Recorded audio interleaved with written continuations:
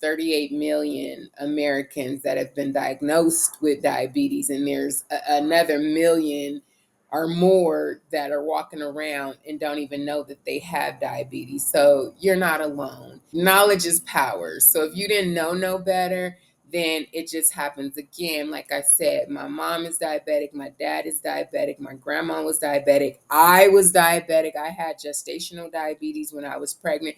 So you're not alone.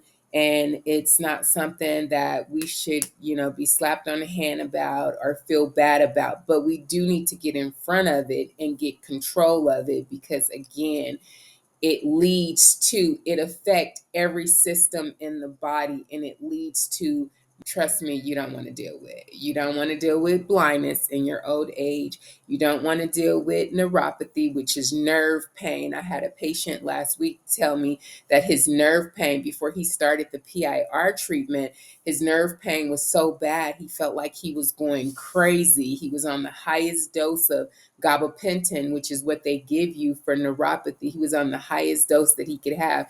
And then he was on something for sleep, but the pain was so bad, it would wake him up out of his sleep at night. So it's so important to get in front of it.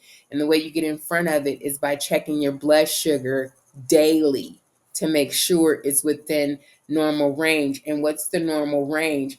If you've been diagnosed with diabetes, fasting before you eat, blood sugar is 120 or less, right? And then after you eat, 2 hours after you eat, regular or good blood sugar for a diagnosed diabetic is below 200. If you haven't been diagnosed with diabetes and you have pre-diabetes or insulin resistance, then good fasting blood sugar should be below 100.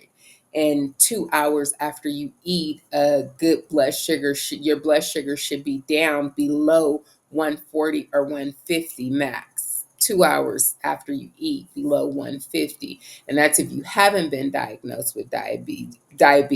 Generally, with the new diagnosis of diabetes, the patient is